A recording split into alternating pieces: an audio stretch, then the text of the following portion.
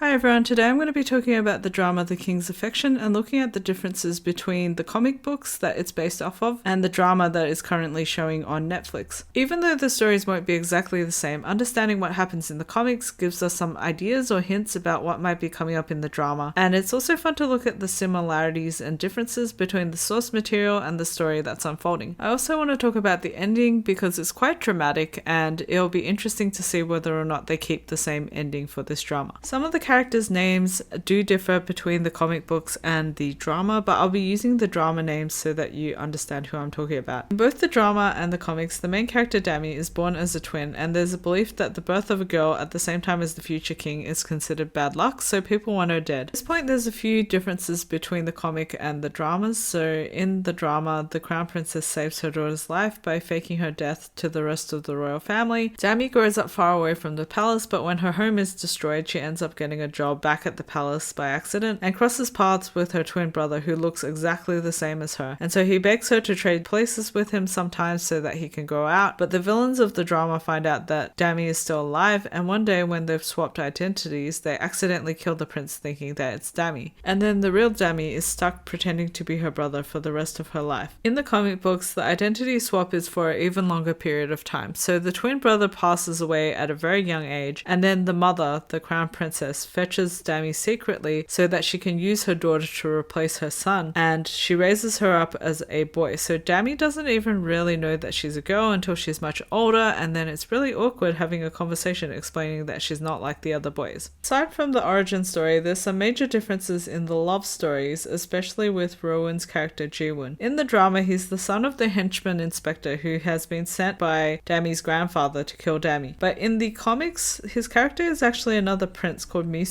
and he's the son of a family who tried to take over the throne from Dami's father. His family gets exiled, but he disguises himself as a female and lives in the palace. So in the comics, it's not just Dami who is disguising herself as male, but Jiwoon also spends a part of his life dressed as a female. So it turns out that they actually meet when they're young in their reverse genders. And some of the things that happen in the comic books are actually flipped around in the drama. So in the drama, it's Rowoon's character, Jiwoon, who ends up waiting for Dami by the bridge. And of course she can't make it because her brother passes away and she's forced to take on his identity. Whereas in the comics it's the other way around, where Jiwoon's family gets pardoned by the king, and so they no longer live in the palace in disguise and he has to leave Dami. And he says goodbye and promises to come back one day, but Dami always waits for him by the pond and never sees him. Another difference between the comic books and the drama relating to Jiwoon is his job. So in the drama he's a scholar and he's appointed as the tutor to Prince Lee Hui, who is Dami in disguise. But in the comic books, he actually becomes her bodyguard, and she sends him on secret missions to help her find out about other people in the kingdom. In the drama, there's still a bodyguard, but this is Kim Ga-on, a different person, who is appointed by Prince Lee Hui's grandmother as a protection for her grandson. It's also worth noting that the main villains in the comic book are both her grandmother and her grandfather, who use her to access power to the throne. This one's still a little bit vague in the drama, even though it seems like her grandmother is taking a vested interest in her, but not sure if that's because she's protecting her out of love or because of another type of power struggle. It does seem like there's more of an emphasis on an evil stepmother in the drama, and that sort of leads to another difference, which is the difference in relationship with her father. So in the drama, Dami's father agrees that his daughter should be killed as a baby, but then as a child he seems to like her, but then after her mother, the crown princess, passes away, he remarries and he seems to prefer his new wife and child. And in the comics, Dami's mother does die and the father finds out that she's a girl, but even though he acts coldly towards her, he secretly protects his daughter and tries to keep her out of royal duties and having an early marriage and things like that. So it's a bit early to tell in the drama whether it's going to go in the same route as the comics, but so far it seems a little bit different because of the evil stepmother, I guess. In terms of the other love stories, in the drama, her first cousin, Prince Lee Hun, seems to have a crush on her, but it's unknown whether he's figured out her true identity as a girl. But in the comics, it's implied that he had a crush on King Li Hui before actually finding out that she's not actually a male. So there's an implied boy love storyline. Opposite to this is the story with King Li Hui's wife,